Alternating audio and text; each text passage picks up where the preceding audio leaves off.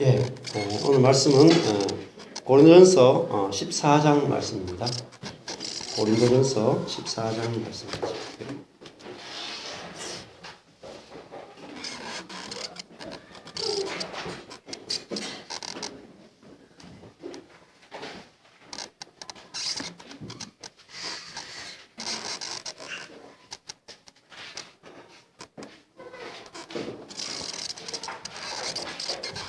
네, 12절까지 일단 같이 말씀을 드리겠습니다. 교독하겠습니다. 사랑을 따라 구하라. 신령한 것을 사모하되 특별히 예언을 하려고 하라.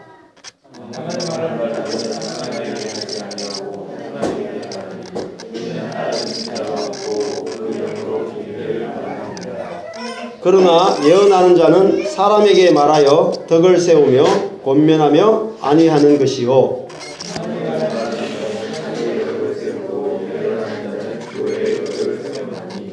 나는 너희가 다 방언 말하기를 원하나 특별히 예언하기를 원하노라. 방언을 말하는 자가 만일 교회의 덕을 세우기 위하여 통역하지 아니하면 예언하는 자만 못하니라.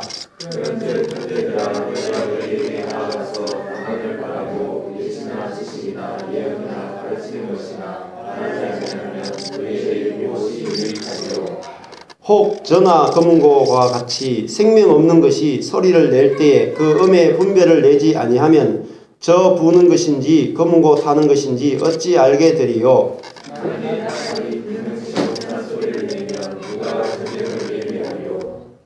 이와 같이 너희도 혀로서 알아듣기 쉬운 말을 하지 아니하면 그 말하는 것을 어찌 알리요. 이는 허공에다 말하는 것이라.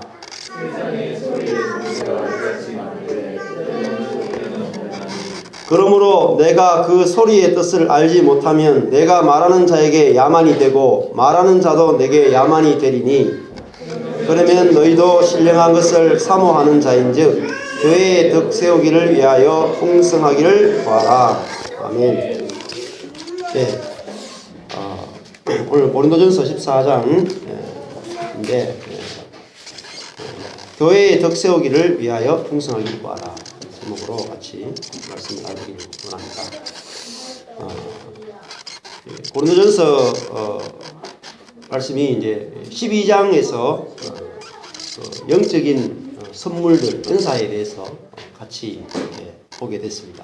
그리고 이제 13장에 오면은 그 영적인 은사들 중에서 사실은 그 영적인 은사는 영적이다라는 말 자체가 이제 우리가 해석을 잘 해야 되는데 14장에 보면은 1절에 신령한 것을 사모하되 이렇게 되어 있고요. 그리고 12절에도 신령한 것을 사모하는 자인즉 이렇게 번역이 되어 있습니다. 그래서 김세윤 교수도 이 부분을 보면서 신령한이라는 단어는 좀 이렇게 번역이 썩 좋은 게 아니겠다라고 하면서 신령한이라는 단어를 쓰면은 뭔가 좀 이렇게 능력과 관련되는 걸로 많이 생각이 되기 때문에 영적인 이렇게 번역하는 것이 더 낫다 이렇게 했습니다. 그래서 원래 원어로 푸뉴마티코스거든요. 1절에 신령한 것을 사모한다는 말은 영적인 것을 사모하다 이렇게 되어 있어요. 그리고 12절에도 너희도 영적인 것을 사모하는 자인즉 이렇게 번역하는 것이 더 다가옵니다. 자, 영적이다라는 말은 영적이라는 말은 하나님은 영이시니 또 예수님이 내가 너희에게 이르는 말이 영이요 생명이다 그렇게 말씀하셨어요. 영이다 그러면은 고린도전서 우리가 하면서 여러 번 제가 이렇게 설명을 드렸습니다. 영적이라는 말은 육적인 말과 반대되는 말입니다. 야, 영이다 그러면 반드시 반대말이 육적이다 이렇게 사르키코스 육적이다라는 말과 반대되는 것이 영적이다는 말입니다. 자, 육적이라는 말은 무슨 뜻이냐면은 자기중심적이다라는 뜻입니다. 자기중심적이다. 그럼 영적이라는 말은 무슨 말이냐면은 상대방 중심적이다는 거죠. 그래서 저 사람은 참 육적인 사람이다 라는 것은 어떤 의미냐면은 여러분 육적이다 그러면은 뭐 도둑질하고 뭐 나쁜 짓 하고 이런 사람을 그런 사람도 육적인 사람이지만은 성경에서 말하는 육은 그것보다 훨씬 더 넓은 개념입니다. 특별히 신앙생활도 다 육적일 수 있어요. 왜냐하면은 그것이 나 중심적인 것이면 다 육적인 거죠. 자, 기도를 하는데 내 중심적으로 기도하는 것은 육적인 기도. 말씀 읽는 것도 내가 다른 사람보다 성경을 더 많이 읽었다는 걸 자랑하기 위해서 읽는다면은 육적인 것입니다. 자, 교회를 개척하고 교회를 아주 헌신적으로 교회를 부흥시킬 수도 있습니다. 그러나 그것이 나의 자원과 나의 열심으로 나를 드러내기 위해서 내가 주도적으로 하고 또 그 다음에 교회가 부흥한 다음에 이것은 내가 한 것이다 라고 말한다면은 그 모든 것을 육적이다 그렇게 봅니다. 사도 바울이 육적이다는 말을 쓸 때 어디서 썼냐면은 빌립보서 이런 데 가보면은 자기 자신이 날 때부터 한번 찾아보시면은 빌립보서에 가보시면은 빌립보서 3장으로 한번 가보십시오.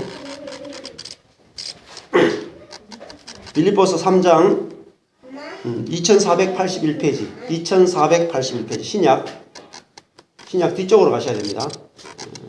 고린도전서 뒤쪽에 있어요. 2481페이지 2481페이지 빌립보서 3장에 가보시면은 1절부터 한번 보시면은 빌립보서 3장 1절 정말로 나의 형제들아 주 안에서 기뻐하라 너희에게 같은 말을 쓰는 것이 내게는 수고로움이 없고 너희에게는 안전하니라 개들을 삼가하고 행악하는 자들을 삼가하고 손 할례당을 삼가라. 여기 보면은 개들이 나오고 행악하는 자들이 나오고 그리고 손 할례당이 나옵니다. 자, 이 개와 행악하는 자 손 할례당을 같게 쳤어요. 근데 자, 손 할례당이 나쁜 걸까요? 손 할례당이라는 것은 뭐냐면은 손으로 자기 육체의 할례를 한 자라 그래요. 그러니까 유대인들이 구약시대 하나님의 모든 백성들이 손 할례당이죠. 손으로 난지 7일 만에 남자애들 고추를 이렇게 잘라가지고 페피를 잘라서 할례하잖아요. 그 하나님 백성이라는 뜻이죠.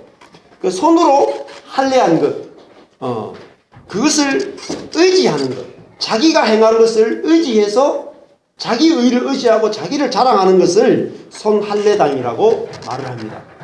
신앙생활도 내가 기도 많이 하고 내가 뭔가 열심히 했는 것을 다른 사람과 차별을 두고 내가 낫다라고 하는 것을 손 할례당이라는 거죠. 근데 손 할례당을 심지어 뭐라고 말하냐면은 행악하는 자들, 더 나아가서 개들 이렇게 부릅니다. 아주 심각한 욕을 하고 있죠.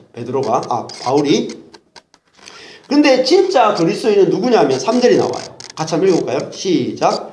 하나님의 성령으로 봉사하며 그리스도 예수로 자랑하고 육체를 신뢰하지 아니하는 우리가 곧 할례당이라. 아멘. 여기 보니까 진짜 할례당은 할례는 뭐냐? 할례는 자기 이 고추를 자른 거죠.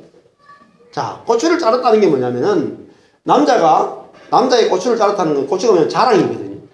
힘이거든요. 자기의 힘과 자기의 자랑을 자른 사람을 할례당이라고 합니다. 근데 구약의 유대인들은 고추의 그 껍질만 벗겼지 뭘 안 벗기냐면은 자기 마음의 껍질을 벗기지 않았다는 거죠. 자기 마음의 껍질. 자기 마음의 껍질은 뭐냐면은 내가 다른 사람보다 구제를 더 많이 한다. 산상수훈에 보면은 6장에 보면은 내가 다른 사람들보다 구제를 더 많이 하고 내가 다른 사람보다 기도를 더 많이 하고 내가 다른 사람보다 금식을 더 많이 한다. 그래서 40일 금식한 사람은 제가 말 안 하는 사람을 잘 본 적이 없습니다. 목사님 가운데 제가 40일 금식을 한 번 했습니다. 2번 했습니다. 3번 했습니다. 그렇게 말하는 게 뭐야? 손 할례당입니다. 자기가 기도 많이 한 것을 이야기하고 자기가 구제 많이 한 것, 선교 많이 한 것, 이걸 이야기하는 것들이 다 손 할례당에 해당된다는 거죠. 근데 진짜 할례당은 뭐죠? 자기의 자랑이 다 잘려나간 사람. 자기 자랑이 없는 사람. 하나님이 다 하셨습니다. 하나님이 다 하셨습니다. 내가 한 것이 아무것도 없습니다. 내가 한 것이라고는 죄 짓는 것밖에 없고, 그죠? 하나님을 대적한 것밖에 없는데 하나님이 다 하셨습니다. 그거를 할례당이다. 그 육체를 신뢰하지 아니한다 할 때 육체가 뭐냐면은 사르크스거든요. 육을 신뢰하지 않는다는 거예요. 즉 다른 말로 하면은 자기의 어떤 힘과 두 가지죠. 우리가 고린도전서로 보면은 뭡니까? 자기의 지혜, 헬라인은 지혜를, 유대인은 표적을. 그러니까 인간은 딱 두 가지를 자랑해요. 자기의 지혜와 능력. 자기의 지혜와 능력을 신뢰하지 아니하는 자가 할례당입니다. 자기의 지혜와 능력이 잘나진 사람입니다. 어떤 사람입니까? 실패한 사람이죠.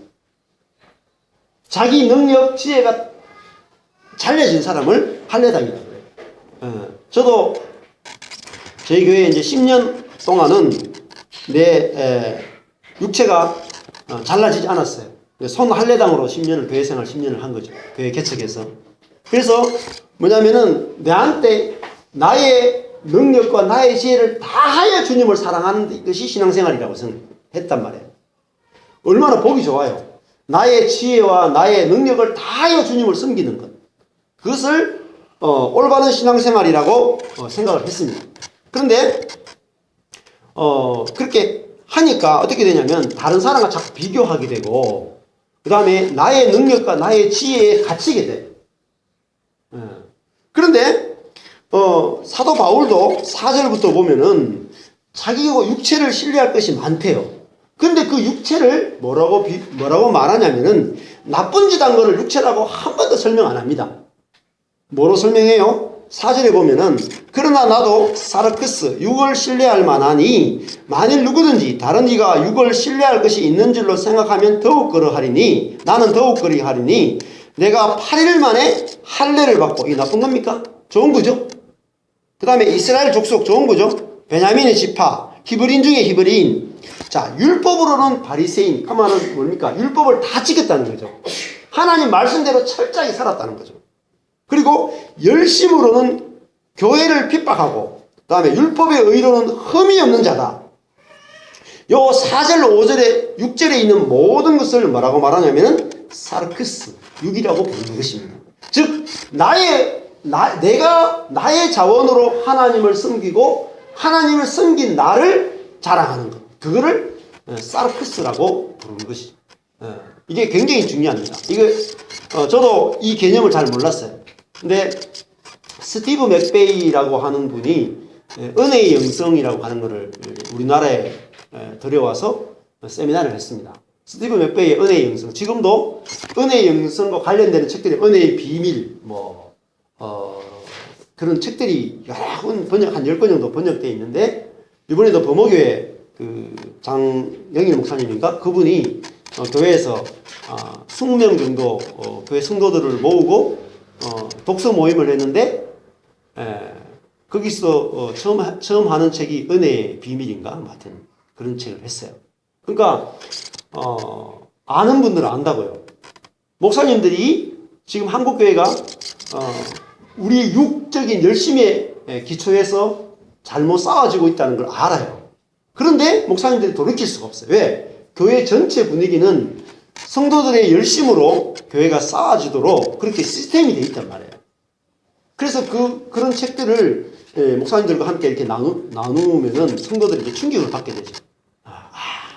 교회는 우리의 열심으로 세워지는 것이 아니고, 세상은 우리의 열심으로 세워질지 몰라도 교회라고 하는 것은 철저하게 하나님의 은혜에 기초해서 세워지는 곳이다 라는 것이죠. 지금 바울이 빌립보서에서도 육이라는 말과 영이라는 말을 대조시키고 있죠. 3절에 하나님의 뭐라고 했습니까? 영으로 봉사하며, 하나님의 성령으로 봉사한다. 그러니까 자기 힘으로 자기 지혜로 섬기지 않는다는 말이죠. 성령으로 섬기는 사람을 그리스도인이다. 오히려 자기 자신을 신뢰하지 않아요. 자기의 지혜나 자기의 능력을 신뢰하지 않는다고. 그것은 뭐냐면은 뭐로 얘기해야 돼요? 7절, 빌립보서 3장 7절 보니까 그러나 무엇이든지 내게 뭐예요? 유익하던 거죠. 유익하는 게 뭐죠? 경건의 형식들이죠. 그죠? 경건의 방법들을 내가 그리스도를 위하여 다 뭐로 여깁니까? 해로 여긴단 말이에요. 손실로 여긴다. 손해로 여길 뿐더러 다음에 또한 모든 것을 해로 여김은 내 주 그리스도 예수를 아는 지식이 가장 고상함, 가장 탁월하기 때문이다. 내가 예수를 위하여 모든 것을 잃어버리고, 모든 것이 뭡니까? 위에서 말했던 경건의 모든 방법들이죠. 하나님 말씀을 내가 지키려고 노력했던 모든 것들을 잃어버리고 뭐로 여깁니까? 이제 스키발론, 똥이죠. 똥, 폐물, 쓰레기로 여기는 것은 그리스도를 뭐 한다고요? 얻기 위해서요. 그리고 그 안에서 자기가 찾아지고 발견되기 원한다. 그래서 구절에 보면 내가 가지고 있는 의는 율법으로부터 율법 안에서 나온 것이 아니고 뭐죠? 그리스도를 믿음을 통하여 나온 것이다. 자, 여기서 말하는 의가 중요해요. 우리는 대부분 의를 한 가지 의밖에 잘 몰라요. 우리는 그 의라고 하는 것은 두 가지를 생각해야 된다. 의라고 하는 것은 하나님과 올바른 관계를 맺는 것을 의라고 합니다. 하나님과 올바른 관계를 맺는 것. 자, 그러면은 하나님과 올바른 관계를 맺는 것이 의인데 하나님과 올바른 관계를 어떻게 맺느냐는 거죠. 이게 아주 힙니다. 자, 바울은 그리스도를 만나기 전에 하나님과 올바른 관계를 맺기 위해서 어떻게 했습니까? 열심을 했죠. 말씀대로 살려고 했죠. 그죠? 할례를 받았죠. 그러니까 하나님과 올바른 관계를 맺기 위해서 자기 열심히 기초했단 말이에요. 자, 내가 하나님과 올바른 관계를 갖기 위해서 말씀, 기도라고 하는 도구를 통해서 하나님과 올바른 관계를 맺는 것이 아닙니다. 그거를 헌신의 수단으로 바꾸면 안 된다는 거죠. 잘 들으셔야 돼요. 말씀, 기도 예배는 헌신의 수단이 아니에요. 무슨 수단입니까? 은혜의 수단입니다. 은혜의 수단. 그러니까 내가 말씀을 열심히 읽음으로 하나님과 좋은 관계가 되는 게 아니고, 기도를 많이 함으로 하나님과 좋은 관계를 맺는 것도 아니고, 예배를 많이 드림으로 하나님과 좋은 관계를 맺는 게 아니에요. 그것은 캐톨릭으로 돌아가는 겁니다. 아니죠.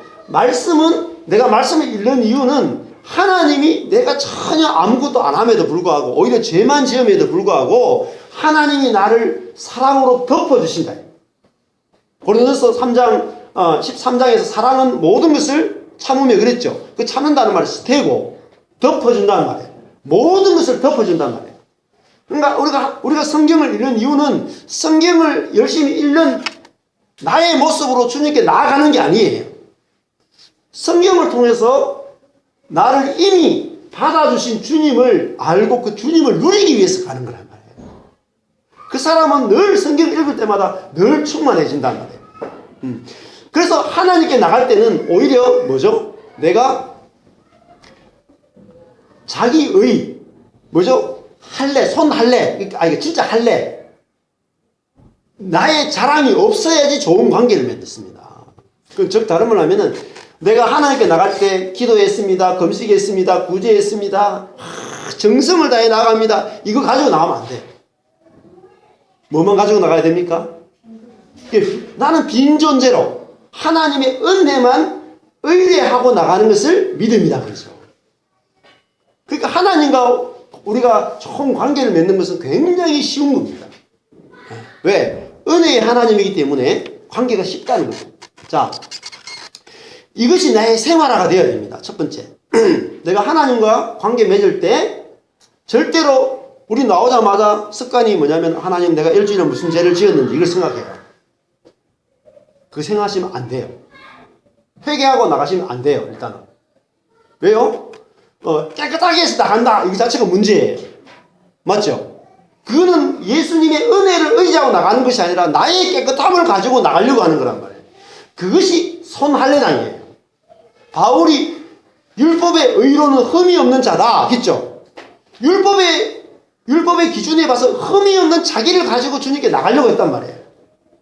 근데 그거를 뭐죠? 배설물로 버리는 거예요. 자기의 의를 가지고 나가는 게 아니죠. 자, 처음에 하나님께서 가르칠 때도 성전에 나갈 때는 뭘 갖고 나가라 그랬습니까? 양을 잡아서 갖고 나가죠. 근데 양이 누구예요? 내 자신이죠. 그러면은 바울은 그렇게 생각해야 됩니다. 양을 잡아서 데리고, 흠없는 양을 데리고 나가서 죽이고 하나님께 나갈 때 이렇게 생각하는 거죠. 이야, 나는 이렇게 하나님이 말씀하신 대로 양을, 흠없는 양을, 우리 집에서 기른 양을 데리고 와서 흠없는 양을 주님께 드리고 이렇게 정성을 다해서 정결한 마음으로 하나님께 나가니까 나의 예배는 주님께서 받아주실 거야, 이렇게 생각했단 말이에요. 그게 바울만 그런 것이 아니라 모든 유대인들이 다 그렇게 생각했단 말이에요.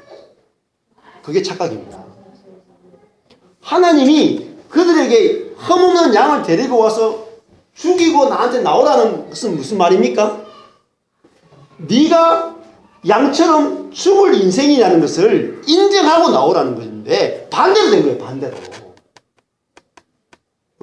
나는 죄밖에 없습니다 라는 것을 인정하고 나오라 그랬는데 모든 구약에 있는 대부분의 이스라엘 사람들은 나는 이렇게 흠없는 양을 하나님께 드릴 정도로 경건한 사람입니다 라는 걸 가지고 나왔다는 거예요. 그러니까 정확하게 말씀을 오해한 거죠. 지금도 우리들은 똑같은 육으로 하나님께 예배 드린다는 거죠. 하나님께 예배하는 자는 영과 실제로 예배 드리라 그랬죠. 영으로 드린다는 것은 육으로 드리지 않는다는 거죠. 맞죠? 그 육은 뭐죠? 나의 의, 나의 자랑을 가지고 하나님께 나가는 거예요. 그러면 영은 뭐죠? 나의 자랑, 나의 의, 나의 깨끗함이 하나도 없는 거예요. 오직 하나님의 은혜로만 하나님과 교제하는 거란 말이죠. 그래서 육이라는 말과 영이라는 말이 지금 너무나 많이 헷갈린단 말이에요. 성경을 읽으면서 우리가 개념 자체가. 개념이 먼저 바뀌어야 돼요. 그러면은 우리가 빌립보에서도 영으로 봉사하는 사람, 그 사람이 바로 참 할례당이다, 그렇게 말하고, 그 다음에 의 개념 두 번째는 의라는 개념이 첫 번째는 하나님과 올바른 관계를 맺는다 그랬죠. 하나님과 올바른 관계. 올바른 관계 맺는 것은 오히려 나의 잘난 것이 방해가 된다 그랬어요. 방해. 두 번째는 하나님과 올바른 관계를 맺으면 어떤 일이 벌어질까요? 사람들이 그 다음을 생각을 못해요. 1번밖에 생각 못해요. 하나님과 올바른 관계를 맺으면 나는 이제 하나님과 올바른 관계를 맺었다, 여기서 끝나버려요. 아닙니다. 하나님과 올바른 관계를 맺으면 결과가 나타나요. 뭐냐면은 하나님의 생명이 공급되는 거예요. 이것까지 가야지 의라는 개념이 이해가 된다고. 자, 내가 이렇게 나왔어요. 하나님, 저는 사랑도 없고 인내도 없고 오래 참음도 없고 아무것도 없습니다. 나는 남편과 아내를, 자녀를 사랑할 수 있는 아무런 힘도 없고 누군가를 덮어줄 만한 아무것도 없습니다. 이렇게 하나님께 나왔어요. 그죠? 그러면 하나님께서 이 사람을 뭐라고 여겨요? 그래, 너 의롭다. 그 사람이 죄인으로 나오는 사람이 하나님 앞에서는 의로운 사람이에요. 그러면 하나님과 좋은 관계를 맺죠.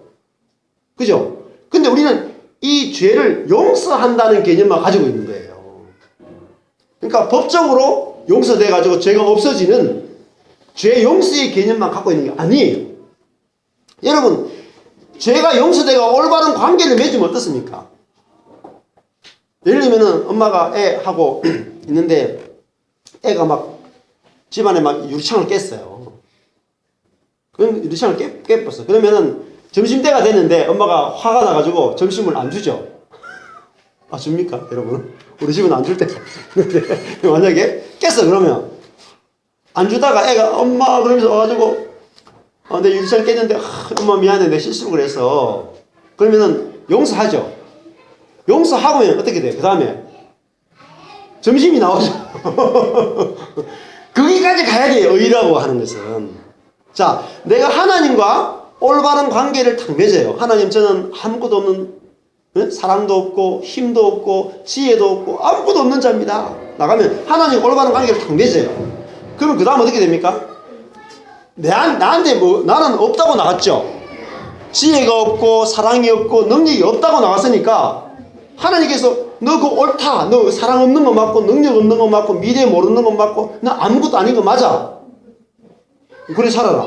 그건 뭐죠? 저주입니다. 아니에요? 하나님 나 죄만 짓고 사는 인생이에요. 나는 지식도 없고 능력도 없고 아무것도 없어요. 그래 너 어이롭다. 그러면 하나님 만날 필요가 없습니다. 근데 하나님 저 지혜가 없어요. 그러면은 그래 맞다 너 지혜 없다. 그러면은 내가 너의 지혜가 되어줄게. 하나님 저 능력 없어요. 그러니까 하나님이 내가 너의 능력이야. 저 사랑 없어요. 저 미움밖에 없어요. 그러니까 내가 네 안에 사랑으로 찾아왔잖아. 이것을 의라고 하는 거죠. 그러니까 바울이 뭘 발견했냐면은 예수 그리스도 한 분으로 충분하다는 거예요. 나는 없습니다만 하면 돼요. 그러면 주님이 내가 너의 사랑이고 내가 너의 능력이고 내가 너의 지혜고 내가 너의 모든 것이다. 이것이 진짜 경건이라는 거죠. 그런데 우리는 예수가 전부가 아니라 내가 예수를 위해서 기도하고 열심을 내는 이거에 모든 걸 다 의지하는 거예요. 그것이 솜할례당이다. 예수가 모든 것 되신다. 그래서 바울은 어디서 발견되기 원하냐면 빌립보 3장 9절에 그러니까 그 그리스도를 뭐예요? 그리스도를 뭐예요? 얻고 그리스도를 얻고 그리스도 안에서 자기가 누구인지 발견되기 원한다는 거죠. 즉 다른 말로 하면은 자기 안에 그리스도가 내주하심으로 통해서 예수님의 어떠함이 자기 속에 자기가 진짜 예수가 뭐죠? 자기 진짜 자아란 말이에요. 자아. 김세현 교수가 제가 늘 소개하잖아요. 진짜 이게 나의 자아는 누구냐면 내 안에 내주하고 계시는 그리스도가 나의 제2의 자아라고. 진짜 자아단 말이에요. 그 예수님이 뭐죠? 나의 왕이 되신단 말이에요. 예수님이 나를 다스리시지 내가 막 주님께 복종하기 위해서 노력하는 게 아니고 주님이 나를 다스리면 내가 저절로 다스려지는 거예요. 주님의 통치가 되어지는 겁니다. 그러니까 예수로 다 된다는 거죠. 그러면 골로새서 한번 보십시오. 그 한 장 빌립보서 다음에 골로새서인데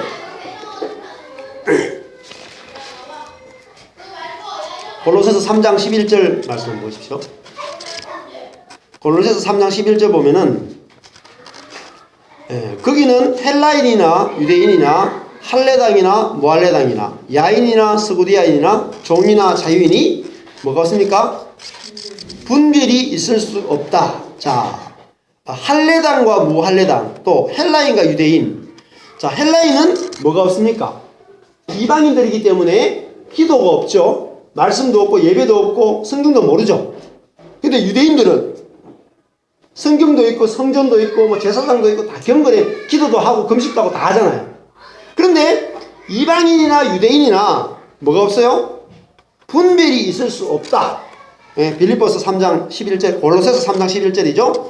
오직 뭐죠? 그리스도가 만유시요 만유 안에 계신다. 자, 그리스도가 모든 것 되신다. 그러면은 헬라인이 어떻게 의롭게 됩니까? 골로새서 3장 11절에 하면 자, 성경이 없는 이방인 골로새서 3장 11절에서 어떻게 됩니까? 누구든지 이제는 그 안에 그리스도만 있으면은 그리고 각자가 자기 안에 계신 그리스도만을 의지하게 되면은 그 그리스도가 그 사람을 다스리고 통치하기 시작한다는 거죠. 그러면은 그 사람 속에서 그리스도의 어떠함이 나타나기 시작한다. 이것을 의라고 부르죠. 그래서 이 두 가지 의를 우리가 알게 되면은 야 나는 그리스도만 있으면 되는구나 이런 복음을 알게 된다는 거죠. 자, 그러면 사람마다 사람을 보는 관점이 달라집니다. 우리가 어떤 사람을 볼 때 이전에는 그 사람이 기도를 얼마나 많이 하느냐, 그 사람이 얼마나 금식을 많이 하느냐, 얼마나 구제를 많이 하느냐, 그 사람이 사랑이 얼마나 많으냐, 그걸 가지고 사람을 평가할 수밖에 없죠. 그러나 이제 그게 아니라 그 사람이 사는 것이 아니라 그 안에 예수 그리스도가 산다는 것을 알게 되면은 그 사람을 보는 것이 아니라 그 사람 안에 있는 그리스도가 진짜 그 사람이라는 것을 우리는 알게 돼요. 그러면은 우리가 사람을 보고 평가하는 부분들이 사라진다. 저 사람이 이렇다 저렇다 하는 것들이 다 사라지게 되고 오직 그리스도만을 바라보게 됩니다. 그리고 누구든지 어떤 사람이든지 우리가 다 기대감을 소망을 가질 수 있습니다. 그것이 믿음, 소망, 사랑 중에 소망이에요. 어떤 사람이든지 그 속에 그리스도가 전부가 되시기 때문에 그리스도가 그 사람을 다스리기 시작하면은 그리스도의 사랑이 흘러나올 사람으로 다 완전하게 그렇게 보여지게 된다는 것입니다. 자, 그것이 바로 의죠. 그러면서 다시 14장으로 돌아오면은 자, 우리가 신령한 것에 대해서 말씀드렸습니다. 그 신령한 것이 뭐냐면은 대표적인 게 사랑이죠, 사랑. 그래서 이 사랑은 그래서 14장 1절에 사랑을 따라 구하라 그렇게 됐습니다. 이 말을 다른 말로 하면은 사랑을 뒤쫓아라, 사랑을 추구하라는 거예요. 사랑. 우리가 추구할 것은 사랑밖에 없다 라고 이야기를 했습니다. 그러면은 지난번에도 말씀드린 것처럼 고린도전서 13장의 사랑장에서 1절에서 3절까지는 내가라고 하는 주어로 시작됐죠. 내가. 근데 내가로 시작되니까 사랑이 없는 걸로 끝났어요. 나는 사랑이 없다. 사랑이 없으면 아무것도 아니다. 이렇게 결론이 났어요. 그래서 내가 사랑하려고 몸부림치면 안 된다라고 했어요. 왜냐하면 사랑은 하나님이 사랑이시기 때문에. 그죠? 나는 빈 그릇에 불과하다는 거죠. 그래서 4절부터 사랑은 오래 참고 이렇게 나가죠. 사랑은 오래 참습니다. 사랑은 온유하고 투기하는 자가 되지 않고 자랑하지 않고 교만하지 않고 물에 행치 않고 그 다음에 5절에 보면은 자기의 유익을 구치 않는다. 자, 사랑은 자기 중심성이 없다는 거죠. 이게 사랑입니다. 하나님한테는 자기 중심성이 없다는 거예요. 자기 중심성이 없으면 어떤 일이 될까요? 오래 참게 됩니다. 오래 참게 됩니다. 이것이 바로 사랑이라는 거죠. 그래서 이 사랑은 14장에 오면은 오늘 14장에서는 무엇과 무엇을 다루냐면은 방언하고 예언을 다룹니다. 그래서 1절에 보면은 영적인 것을 추구하되 사모하되 특별히 예언을 하려고 하라 이렇게 되어 있습니다. 그리고 2절에 보면은 방언을 말하는 자는 사람에게 하지 아니하고 하나님께 한다 이렇게 되어 있죠. 그러면은 차이점이 뭐냐면은 방언과 예언의 차이점이 방언은 누구에게 한다고요? 자, 하나님께 한다. 그 다음에 3절에 예언은 누구에게 말합니까? 예? 제일 중요한 차이점인데 자, 2절에 보면은 방언을 말하는 자는 사람에게 하지 않고 누구에게 해요? 하나님께. 그 다음에 예언하는 자는 사람에게. 이게 중요합니다. 자, 방언은 하나님께 하는 것이고 예언은 사람에게 하는 것이다 하는 거죠. 이제 방언이 뭐냐, 예언이 뭐냐, 이것도 이제 워낙 논란이 많은 주제입니다. 근데 저희 교회에서도 뭐 방언도 하고 그런 역사들이 많아서 했는데 성경에서 말하는 방언은 이제 글로사라고 해서 혀, 언어, 말 이런 뜻입니다. 혀.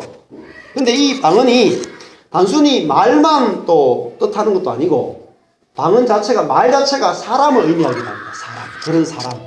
그래서 요한계시록에 봐도 그렇고 창세기 10장에도 그렇고 다 찾아보려면 시간이 없어요. 설교 시간에 다 찾아볼 수는 없고 요한계시록 보니까 각 족속과 방언들 가운데서 이렇게 나와요. 각 족속과 방언, 각 족속과 나라와 방언들과 민족들과 방언들 가운데서 그들을 끄집어냈다 이렇게 말해요. 그래서 이 방언이라고 하는 것은 사실은 말이라고도 할 수 있는데 마가복음 16장에도 가보면은 이 성령을 받은 사람의 특징이 새로운 방언을 말한다 라고 되어 있죠. 뱀을 짚고 독을 먹어도 죽지 않고 이렇게 나가요. 근데 그것도 새로운 방언을 말한다 라고 했죠. 그러니까 새로운 방언이라는 말은 알아듣지 못하는 말을 한다는 거죠. 알아듣지 못하는 말. 자, 근데 이 알아듣지 못하는 말 중에 이 방언이 뭐냐면은 알아듣지 못하는 말, 방언이 원래 어디서 쓰여졌냐면은 구약으로 보면은 이스라엘 사람들이 쓰는 히브리어가 있습니다. 히브리어는 계시 언어예요. 하나님의 뜻을 계시하는 언어인데 히브리어가 아닌 애국말을 방언이라고 부르죠. 그러니까 이스라엘 사람들이 쓰는 히브리어 외에는 다 방언이에요. 네. 그게 첫 번째 방언이라는 의미예요. 두 번째 의미는 뭐냐면은 이스라엘 사람들이 여호와라고 부르고 하나님의 사랑, 언약, 은혜 이런 단어를 쓰면은 할례 이런 단어를 쓰면은 주변의 사람들은 못 알아듣겠죠. 전혀 여호와 하나님에 대해서 모르니까 그 내용도 방언이 되는 것이. 그러니까 언어 자체도 방언이고 또 그 말 안에 내용 자체도 방언이 돼버립니다. 그러면은 우리가 이 신약 시대의 방언은 뭐냐는 거죠. 신약 시대의 방언은 뭐냐면은 그런 언어적인 방언을 뛰어넘어 가지고 복음을 말하는 것을 방언이라고 해요. 복음을 깨달아서 말하는 것. 복음이 무엇인지 깨달아서 말하는 것. 이거를 방언이라고도 말합니다. 그래서 새 방언이라는 말은 어떤 사람이 복음을 깨달으면은 그 복음을 말하면 못 알아들을 수 있어요. 자, 예를 들면은 제가 10살까지는 불신자였고 부처님께 절을 하는 사람이었어요. 우리 엄마가 막 병이 하도 많이 걸려가지고. 그 제가 10살까지는 불교에 그냥 우상숭배했기 때문에 교회에서 말하는 예수님, 하나님, 성령님 이야기하면은 이게 무슨 말로 들리겠어요? 저한테는 방언으로 들리죠. 그죠? 하나님, 예수님, 성령님은 제가 불교에 있을 때는 방언이었어요. 자, 그 다음에 그러다가 내가 예수님을 믿는 순간에 성경과 성경이 나오는 모든 내용들이 다 이해가 되어지고 그것이 나에게는 내 자국어가 됐다고요. 방언이 아니고 자국어가 됐다고요. 이해하고 깨닫고 했어요. 근데 제가 한 42살 정도까지는 진짜로 이 복음을 내가 안다고 생각하고 열심히 성경도 읽고 막 이렇게 했어요. 그런데 제가 늘 말하는 것처럼 안식년에 필리핀에 갔을 때 성경이 다르게 보이는 거예요. 성경이 내가 하나님을 열심히 섬기는 것이 아니고 하나님이 열심을 가지고 나를 쓰시는 거구나 라고 하는 걸 깨달았다는 거예요. 그러니까 내가 10살 때부터 11살 때부터 42살 때까지 관점에서는 42살부터 지금까지의 이 복음이 나한테는 뭐였어요? 방언이었죠. 맞죠? 못 알아듣는 말이었단 말이에요. 네.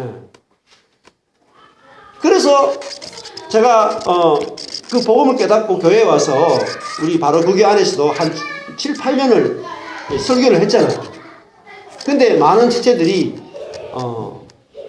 너무너무 듣기 힘들어가지고 고개를 숙이고 잠을 자고 힘들어하고 막 이렇게 했단 말이에요. 그게 뭐죠? 제가 뭐로 말했어요? 방언으로 말했단 말이에요. 방언으로. 그 방언은 사실은 하나님께 하는 거죠. 왜 사람들이 못 알아들으니까. 그거를 천국 방언이라고 부릅니다. 이게 방언은 뭐냐면 사도행전에 보면은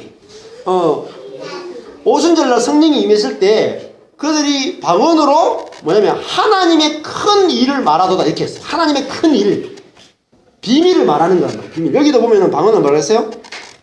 2절에 보면은 알아듣는 자가 없고 그 영으로 뭘 말해요? 비밀을 말하죠. 그 비밀이 뭐죠? 복음이라고요. 복음. 그 영으로 비밀을 말하는 거라고요. 그런데 이 비밀이 영으로 복음의 내용을 이야기하면은 못 알아들어요. 왜냐하면 우리 자신이 그 복음의 세계가 하나님 나라의 세계가 이해 안 되면은 이게 알아들을 수가 없고 경험이 안 된다는 거예요. 그래서 방언으로 들을 수밖에 없어요. 지금도 목사님들이나 다른 사람들 모여가지고 지금 제가 하는 설교나 여러분들이 우리 교회에서 나누는 이런 이야기들이 다른 교회 가면은 방언으로 들린다고요. 또 제가 말했잖아요. 성경은 지금 고린도서 13장만 하더라도 1절에서 3절은 내가라고는 주어고 4절부터 7절은 사랑은 사랑이 주어라 그랬죠.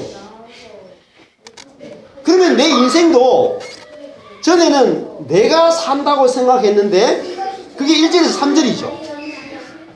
근데 우리 인생이 고린도서 13장 1절에서 3절에서 뭐로 넘어가야 돼요? 4절에서 7절 인생으로 넘어가야 되죠. 사랑은으로 넘어가야 되잖아요. 사랑은 뭐죠? 예수는이잖아요. 그러니까 1절에서 3절은 내가 구제하고 내가 믿음을 가지고 내가 예언하고 내가 다 하는 거죠. 그런데 뭐가 없어요? 사랑이 없단 말이에요. 내가 신앙생활 다 했는데 알고 보니까 내가 빈 껍데기더라는 거죠. 사랑이 없더라는 거죠. 내 속에 사랑이 없더라는 거죠. 뭐 했어요? 금식했어요. 금식. 산을 옮길 만한 믿음도 있죠. 그죠? 엄청난 13장에 뭐라 그랬어요? 사람의 방은 천사의 말을 하고 모든 비밀과 모든 지식을 알고 산을 옮길 만한 믿음이 있고 모든 것으로 구제하고 몸을 불사르게 내어준다. 얼마나 대단합니까? 그런데 사랑이 없죠. 여러분 몸을 불사르게 내어주는 것도 사랑이 아니라니까요. 내가 가진 모든 것으로 구제해도 사랑이 아니라니까요. 왜? 내가 출발점이 됐거든. 몸을 불사르게 내어준 사람도 갑자기 가서 이 몸을 불사르게 내어준 거 그거 사랑 아니냐 하면 확 불탄단 말이에요. 예? 모든 것을 가지고 구제했는데 그거 가짜야 그러면 그때부터 막 멱살 잡는단 말이에요. 그러니까 가짜라는 거죠. 그러니까. 그런데 나는 4절부터 7절은 뭐냐면은 주님 나는 사랑이 없고 나는 아무것도 아닙니다 하는데 주님이 나를 그때부터 통치하는 거예요. 통치해가지고 나는 전혀 누군가를 구제할 사람이 아닌데 오른손이 하는 일을 왼손이 모르게 한단 말이죠. 그게 진짜란 말이에요. 그 무슨 말이냐면 오른손이 하는 것을 왼손이 모르게 어떻게 해요? 예? 제가 조정훈 집사한테 밥 한 끼 만약에 산다. 오른손으로 사면 왼손이 모르겠어요? 알죠? 그거 불가능해요. 근데 오른손이 하지만 왼손이 모르는 게 뭡니까? 나는 전혀 조정훈 집사한테 밥 사줄 마음이 없어. 전혀 없어요. 저는 인간인데 이렇게 생각하는데 자꾸 주머니에 손이 가다가 자꾸 내고 싶은 마음이 자꾸 올라와. 여기서 막 올라가. 오늘은 내가 밥값 안 내야지 하는데 밥값 내는 순간에 막 발이 바꿔가 그냥 탁 내는 거야. 이게 오른손이 하는 걸 왼손이 모른다는 거예요. 나는 도저히 누군가를 용서하고 싶은 마음이 없어요. 근데 자꾸 속에서 막 부쳐 올라오는 거야. 그러니까 견딜 수 없어가 내가 미안하다 이렇게 말하는 게 오른손이 하는 거 왼손이 모른다. 누가 했어요? 내가 한 것이 아니고 사랑이 했단 말이야. 사랑이신 예수가 나를 지배해서 내 안에서 경건이 나오고 의가 나왔죠. 의. 그것이 바울이 말했던 아까 빌립보서에 말했던 이것은 율법으로 말미암는 의가 아니고 그죠? 오직 믿음으로 말미암는 의라고요. 예수로 말미암는 의란 말이죠. 예수로 말미암는 사랑이 나왔단 말이죠. 그래서 우리에게는 누구만 있으면 돼요? 예수만 있으면 된단 말이에요. 예수만. 근데 이 방언이 방언을 아무리 말해도 방언은 사람들이 못 알아들을 수 있다고요. 우리가 복음을 이야기해도 진짜 못 알아들을 수 있어요. 성경을 너무너무 잘 가르칠 수도 있어요. 원어로 풀 수도 있고 하여튼 뭐 이렇게 문맥으로 풀 수도 있고 다 해도 사람한테는 여전히 방언으로 들릴 수 있단 말이에요. 근데 그 방언의 영역을 뛰어넘으려면 뭐가 필요합니까? 예언이 필요하다. 예언은 뭐죠? 사람에게 말하는 거예요. 그 복음을 사람에게 들릴 수 있는 말로 통역되는 게 바로 예언이다. 그러면 어디입니까? 14장 13절 보십시오. 그러므로 방언을 말하는 자는 통역하기를 기도할지니 그랬죠. 통역.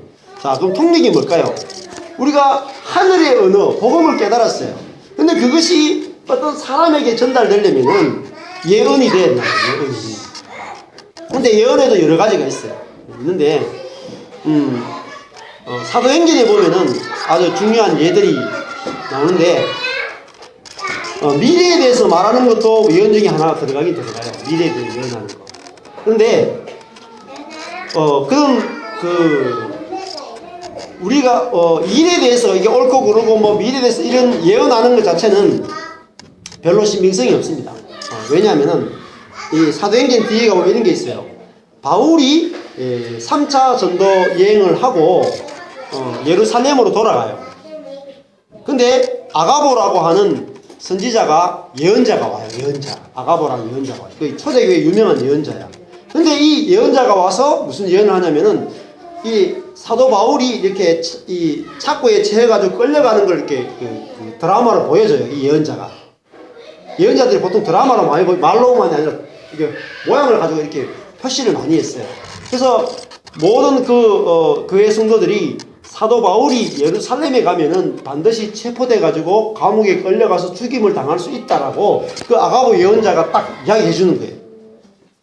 바울이 갔을까요, 안 갔을까요? 예? 아, 예언자가 그 예루살렘에 가면은 지금 체포돼 가지고 죽을 수 있다 하는데 갔을까요, 안 갔을까요? 갔습니다. 갔죠? 예, 여러분 이걸 성경을 알면은 누가 예언의 은사가 있다고 해도 내가 흔들리지 않습니다. 바울은 갔어요. 자, 왜 그럴까요? 우리가 예언이라 그러면 우리는 나쁜 일은 하나님 뜻이 아니고 좋은 일은 하나님 뜻이라고 이미 우리가 생각하고 있죠. 그렇기 때문에 방언이라는 거예요. 그 아가보라고 하는 예언자는 바울이 예루살렘에 가면은 체포당할 것이다 라고 하는 데까지밖에 못 봐요. 맞죠? 근데 바울은 뭘 봐요? 체포당하는 것이 하나님의 뜻이라는 것까지 안다고. 그러니까 예언자보다 뭐죠? 더 탁월하죠? 예언이 못 따라온다고. 진짜 복음을 알게 되면은 예언이 감당하지 못해요. 왜냐하면은 바울은 모든 것이 합력하여 선을 이룰 것을 알기 때문에 자기 앞에 그죠? 체포당하는 일, 굉장한 어려움이 있을 것을 알고 심지어 죽음까지 있는 걸 알면서도 그 길을 간다고. 뭡니까? 그건 뭐죠? 자기 안에 있는 성령의 지배를 받아서 살고 있기 때문에 자기가 없단 말이에요. 자기가 잘 되고 못 되고 없단 말이에요. 성공과 실패가 없단 말이에요. 그래서 가는 거예요. 목회도 마찬가지입니다. 저도 우리 교회 성령사역에 있을 때 영적으로 이렇게 하나님 우리 교회가 어떻게 될까요? 알았으면 좋겠더라고요. 지금은요 전혀 필요 없습니다. 우리 교회가 어떻게 될지 전혀 미래를 알 필요가 전혀 없어요. 왜? 모든 것이 하나님의 뜻이기 때문에 우리 교회에서 일어나는 모든 일이 하나님의 뜻이고 그거를 이길 수 있도록 내 안에서 역사하는 분이 주님이시고 우리 교회에 일어나는 모든 일을 합력하여 선으로 다 바꿔내실 분이 주님이시기 때문에 염려가 없는 것입니다. 미래를 알 필요가 없는 것이죠.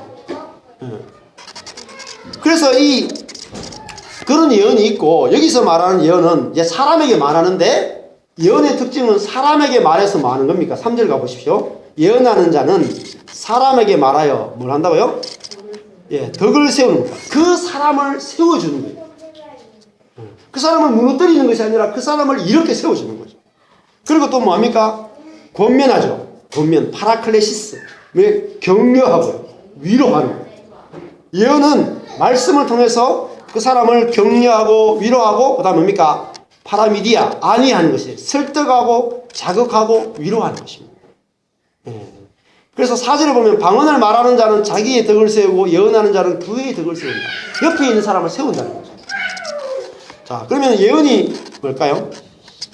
예언은 뭐냐면은 이 특징 중에 하나가 14절부터 보십시오. 14절에 보면은 내가 방언으로 기도하면 뭐가 기도해요? 예? 영이 기도하죠. 근데 그러면은 영이 기도하는데 뭐가 열매를 맺지 못해요? 마음, 누스예요. 마음은 열매를 맺지 못해요. 마음.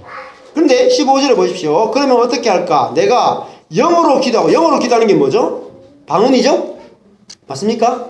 그러면 마음으로 기도하는 게 뭐죠? 예언이죠? 예언이죠. 영어로 찬미하는 게 뭐죠? 방언이고, 마음으로 찬미하는 게 예언이죠. 그렇지 않으면 네가 영어로 축복할 때에, 자, 영어로 축복하는 게 방언이죠. 네. 무식한 자가, 무식한 처지에 있는 자가, 방언을 알아듣지 못하는 자가 네가 무슨 말을 하는지 알지 못하고 네 감사에 어찌 아멘 하겠느냐? 자, 감사하는 게 뭐죠? 방언이죠? 하나님께 감사하는 게 방언이죠? 네, 방언입니다. 그러니까 방언은 하나님께 향하여 내가 어떤 처지에 있든지 막 감사가 솟아나오는 게 방언이에요. 그런데 다른 사람은 알아듣지 못해. 그 사람은 감사와 찬양이 막 나오니까 못 알아듣는 거예요. 근데 예언은 뭐냐면은 다른 이 19절 보십시오. 그러나 교회에서 네가 남을 가르치기 위하여, 자 목적이요, 남을 가르치는 거예요. 남을 교육하고 남을 도와주는 거죠. 그리고 뭡니까? 예언은 깨달은 마음으로, 야, 마음이 중요해요. 이게 누스예요. 누스. 깨달은 마음으로 5마디 말을 하는 것이 1만마디 방언 안에서 말하는 것보다 더 낫다. 자 20절, 형제들아 지혜에는 할 때 지혜가 원래 원어로는요 프렌이에요. 프렌이 뭐냐면 마음이에요. 프렌. 마음이에요. 마음에는 아이가 되지 말고 악에는 어린아이가 되라. 자 그 다음에 밑에도 지혜가 마음이에요. 마음에 장성한 사람이 되라. 이렇게 말씀. 장성한 사람이 텔레오스예요. 텔레오스. 뭡니까? 완전한 사람이 되라는 거예요. 완전한 사람. 자 완전한 사람이 어디 나왔습니까? 13장이 나왔죠? 자, 완전한 사람이 13장 11절에, 자, 거기 보면은 뭐라고 했죠? 예, 장성한 사람 왔다가 마지막에 여기는 장성한 사람이고 10절에 온전한 것이 올 때 할 때가 이게 이 텔레오스라고 그랬죠? 온전한 것. 온전한 것이 뭐라고 그랬죠? 사랑이라고 그랬죠? 하나님의 즉 그리스도가 내 안에, 내 마음 안에 사시고 그 그리스도의 지배를 받아서 다른 사람에게 뭐가 나오는 거예요? 사랑 나오는 거란 말이에요. 사랑의 말이 나오는 거. 그게 예언입니다. 다른 사람에게. 방언은 그 복음의 진리를 깨달은 것을 나누는 걸 방언이라고 그러고, 다른 사람을 세우고 격려하고 위로하기 위해서 내 안에 계신 그 사랑이신 그리스도로부터 내 마음을 통과해서 흘러나오는 그 사랑의 말, 그걸 예언이라고 이야기하는 거죠. 그러면 우리가 뭘 많이 해야 돼요? 예언을 많이 하도록 우리가 구해야 한다는 거죠. 예수를 구해야 한다는 거죠. 그러면 우리를 통해서 그 다른 사람을 세우는 사랑의 말이 막 나오게 되면 뭐가 됩니까? 교회가 세워진다는 거죠. 가정이 세워지고 교회가 세워지고 그렇게 되어진다는 거죠. 그래서 그러면은 우리가 사랑의 말이 어디서 나옵니까? 영에서 나오죠. 영에서. 마음에서 나오죠. 예수로부터 나오죠. 그 예수로부터 나온다는 말은 무슨 말입니까? 나에게로부터 안 나온다는 거죠. 즉 다른 말 하면요, 나는 사랑이 없습니다 라고 하는 그 자리에서 뭐가 나오냐면 사랑이 나옵니다. 진짜 사랑. 여러분, 십자가에서 하나님의 사랑이 증명됐습니다. 그 십자가에서 제일 중요한 말 중에 하나가 뭐냐면은, 저도 요 근래에 좀 하나님 계속 깨닫게 해주시는 게 뭐냐면, 엘리 엘리 라마 사박단이라는 말이에요. 엘리 엘리 라마 사박단.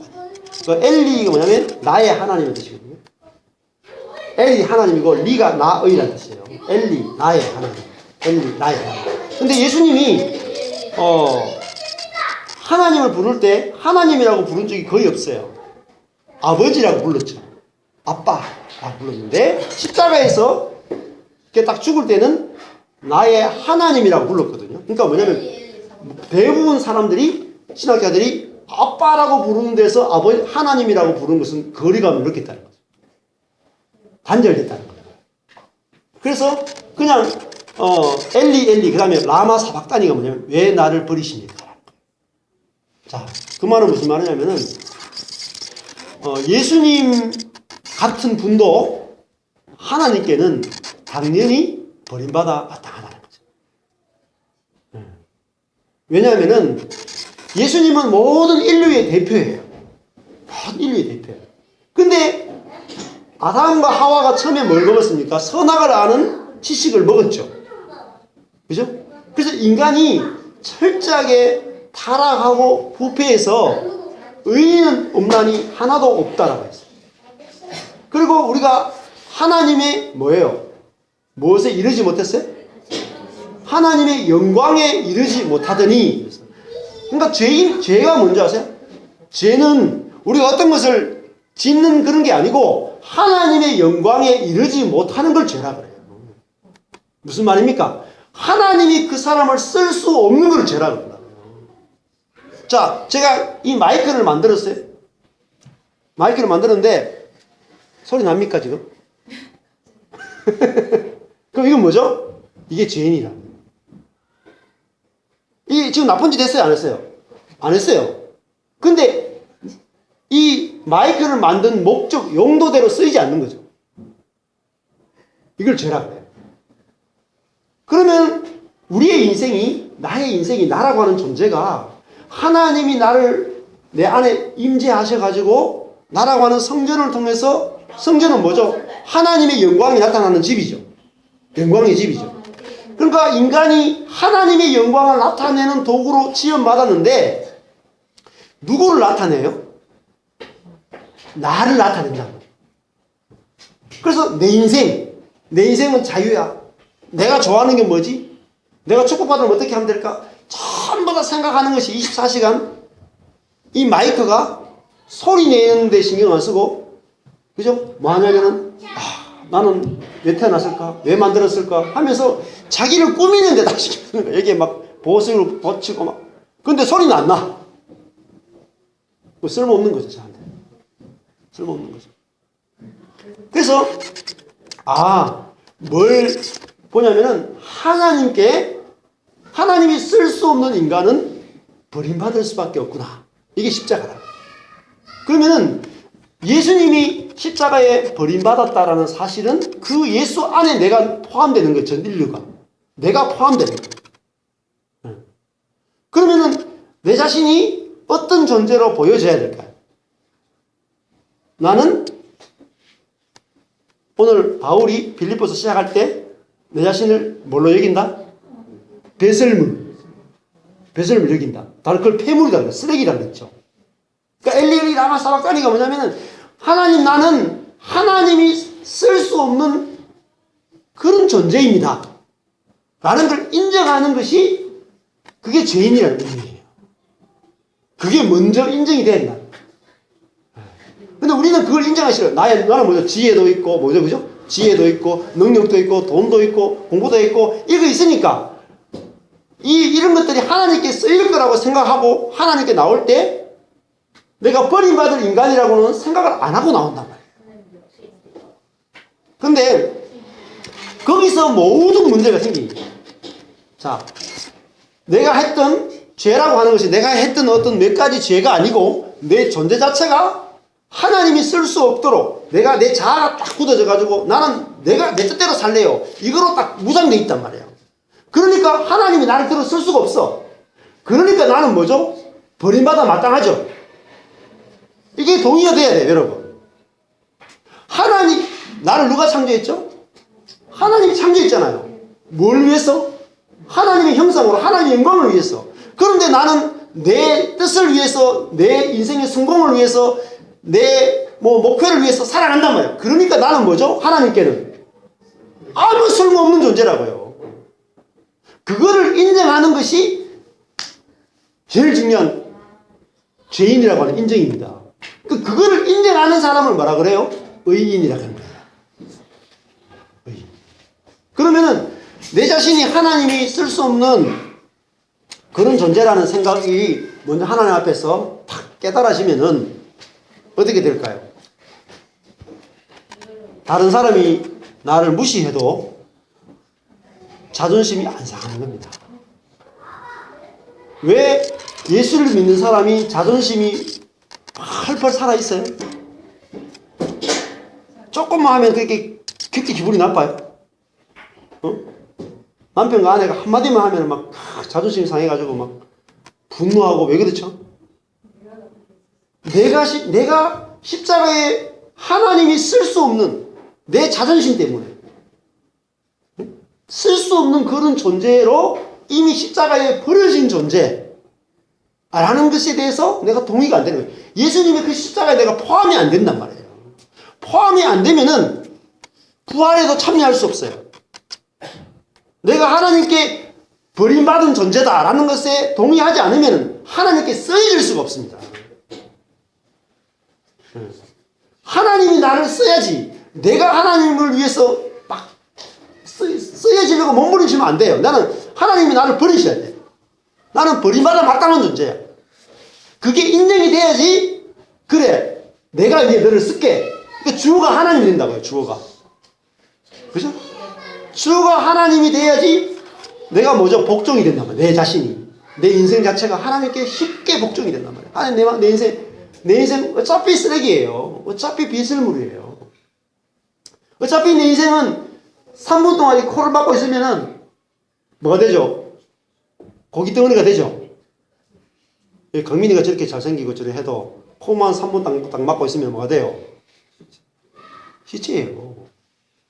뭐 공부 잘하니 못하니, 뭐 키가 크니 작니, 뭐 돈이 많이 적니, 이런 거 다 쓰레기예요. 3분만 코를 막고 있으면 여기 전부 다 냄새나는 다 쓰레기 된다고. 그걸 인정해야 돼요. 하나님, 제가, 그게 교회란 말이죠. 엘리 라마 사박다니. 우리 모두가 아무런 쓸모없는 쓰레기인데, 그 쓰레기를 하나님이 쓰시겠다는 거죠. 거기서 우리가 감사가 나오는 거죠. 근데 내가 쓰레기인 걸 모르면은, 내 영광에 취해 있으면은, 하나님이 안 보인단 말이에요. 하나님. 지체도 안 보이고, 지체가 얼마나 소중한지가 안 보이는데, 한 사람 한 사람. 그래서 저 자신이 교회 10년 동안 하면서는 저 자신이 하나님을 위해서 열심히 있었기 때문에 저 자신이 뭔가 대단하게 보였단 말이에요. 전철권이라는 사람이. 근데 하나님이 저한테 뭘 보이냐면, 야, 네가 대단하다고 생각을 하기 때문에 내가 너를 쓸 수 없고, 너는 아무것도 아니다. 그렇게 말씀하셨습니다. 근데 그런 나를 하나님께서는 또 축복하기 원하셨고 은혜 주기 원하셨단 말이에요. 우리가 남편과 아내 사이도 마찬가지입니다. 부부싸움 할 수 있죠. 할 수 있는데 서로 이렇게 팍 찌르면은 부모 자식 간도 마찬가지고,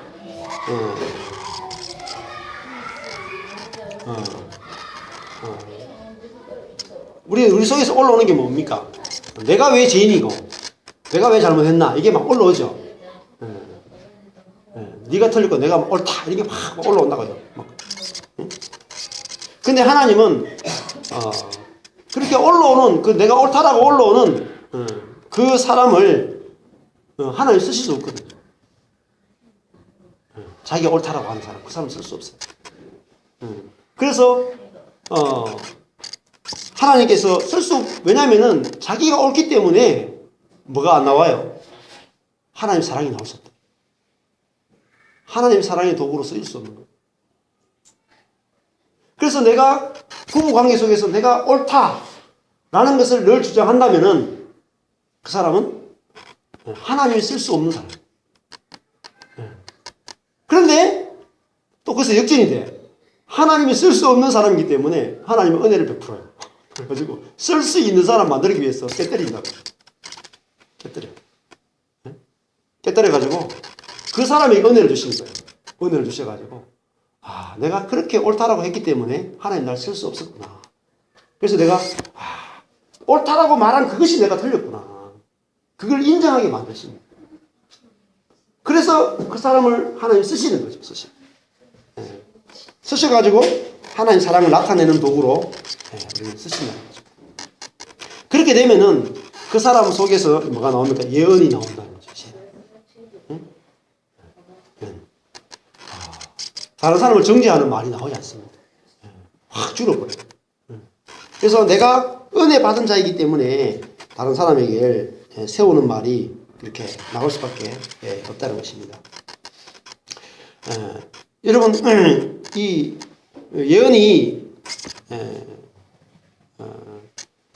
교회에 왔을 때 예언이 있어야 됩니다. 예언과 방언이 있어요. 방언과 예언이 예배 때 막 있어야 돼. 26절에 보면은 이 초대교회 예배 때 이런 일이 있었죠. 그런저 형제들아 어찌할꼬 너희가 모일 때에 각각 찬송시도 있으며 가르치는 말씀도 있으며 계시도 있으며 방언도 있으며 통역함도 있나니 모든 것을 덕을 세우기 위하여 하라. 방언 통역들이 막 있었죠. 하늘의 말이 있었다. 복음을 나타내고 사랑을 말하는 것들이 있었는데 예언의 역할은 뭐냐면, 예언은 24절 보십시오. 고린도서 4장 14장 24절 보면, 그러나 다 예언을 하면 믿지 않는 자들이나 무식한 자들이 들어와서 모든 사람에게 뭘 받아요? 책망. 모든 사람에게 판단을 받고 그 마음에 숨은 일이 드러나게 되므로 엎드려 하나님께 경배하며 하나님이 참으로 너희 가운데 계시다 전파하리라. 이렇게 했어요. 자, 예언은, 방언과 예언이 무슨 걸로 말하냐면은, 우리가 복음을 깨닫게 되고 하나님의 은혜를 깨닫게 되면 우리는 예언을 하게 됩니다. 다르면 이런 거죠. 지금 이제 노예, 이번에도 그런 말씀 하시던데, 지금 뭐 동대구 노예도 그렇고, 여기 우리 뭐 합동 측이건 뭐 통합 측이건 고신 측이건, 목사님들이 한 50대 후반이나 60대 되면은 모이면은 무슨 이야기만 할까요? 모였다 하면은 제일 계속 이야기가 끊이지 않는 게 뭐냐면은 노후 은퇴 자금. 목사님들이 은퇴하고 얼마나 은퇴 자금을 준비했느냐. 그 이야기를 모이면 이야기해요. 모이면. 그러니까 자꾸 들으면은 힘들어요. 그래서 제가 노예 모임 안 나가는 지금까지 노예 모임 나가본 적이 없어요. 근데 그 모임에 가면은 무슨 이야기를 해야 돼요? 은퇴 자금 이야기 하지 않으면 방언이 됩니다. 근데 그 모임에 가서 이제 이런 이야기를 하는 거죠. 방언을 하면 돼요. 저는 개척교회 목사인데, 저도 지금 잠깐 우리 교회에 지금 그 연금 넣어주는 거 없거든요. 한 푼도 넣어주는 게 없어요, 저한테. 그러니까 저는 이제 은퇴하고 나면 연금이 없죠. 어떻게 될까요? 노후 준비가 전혀 준비 안 되어 있습니다. 그리고 뭐 은퇴하고 나서 어떻게 뭐 교회로부터 뭐 돈을 받을지 있을지 몰라요. 이런 상태라서 지금 비단지만 다니죠. 근데 은퇴가 문제가 아니고, 내가 목사가 된 것만 해도 주님 너무 감사한 거예요. 내가 어떻게 이렇게 목사가 됐나. 그 다음에 목사가 무슨 목사냐. 내가 예수 믿는 것만 해도 이거는 진짜 내 모든 걸 가져서 주님께 드려도 감당할 수 없는 은혜잖아요. 맞죠? 이게 은혜인데, 그래서 이거를 목사님들 모임에서 나누면 뭐가 돼요? 방언이 되는 겁니다.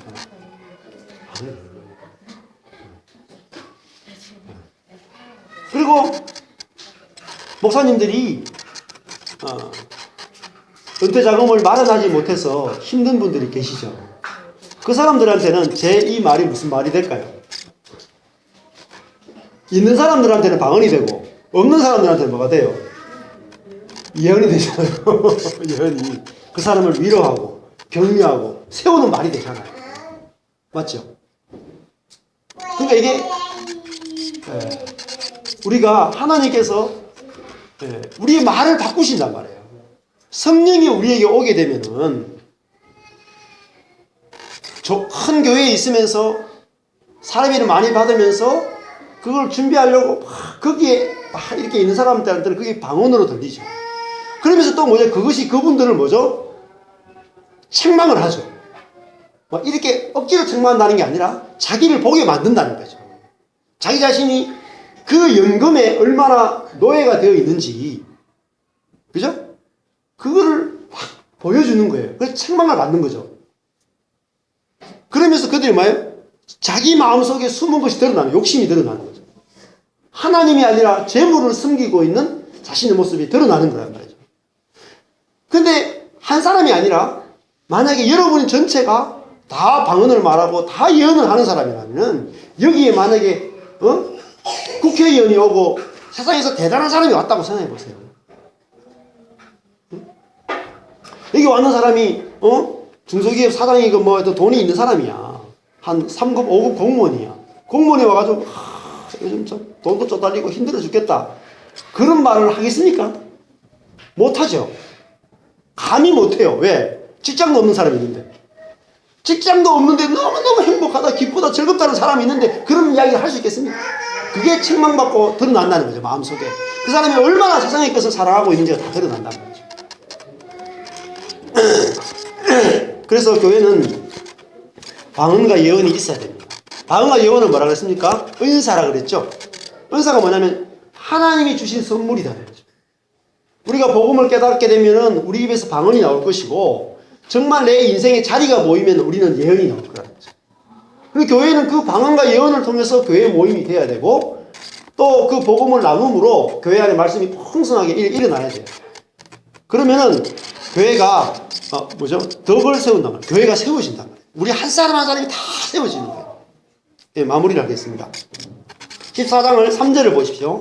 3절에 크게 글자가 키워져 있죠. 뭐라 됐습니까? 덕을 세우며. 그 다음에 12절 교회의 덕을 세우기 위하여 그랬죠. 17절 덕세움을 받지 못하리라. 그 다음에 26절 뭐라 됐습니까? 모든 것을 덕을 세우기 위하여 하라. 이렇게 되어 있죠. 그래서 결론이 40절에 가보면은 모든 것을 어떻게 해야 돼요? 적당하게 하고 또 질서대로 하라. 이렇게 되어 있죠. 모든 것을 적당하게 하고 질서대로 하라는 것은 덕을 세우기 위해서 하라라는 말과 같은 말이에요. 그래서 우리가 하는 일이 오직 이 머리 대신 그리스도 사랑만을 우리가 드러내도록 우리는 부름받았습니다. 얼마나 놀라운 부르심입니까? 우리가 아무것도 쓸모없는 폐물이었는데 이제는 하나님을 나타내는 자로 존귀한 자로 부름받았고, 우리가 내가 쓰레기라고 하는 그 입장에 쓰게 되면은 또 3분에 불과한 인생이라는 걸 보게 되면은 옆에 지체가 너무너무 귀해 보여요. 저 51살인데 40살부터 그런 생각이 들더라고요. 눈 깜짝하니까 50년이 지나갔어. 너무 빨라요. 권사님도 지금 눈 깜짝하니까 그렇게 오셨죠, 그죠? 눈 깜짝하니까 지금 이렇게 오셨잖아요. 눈 한 번만 더 감으면 100살이야.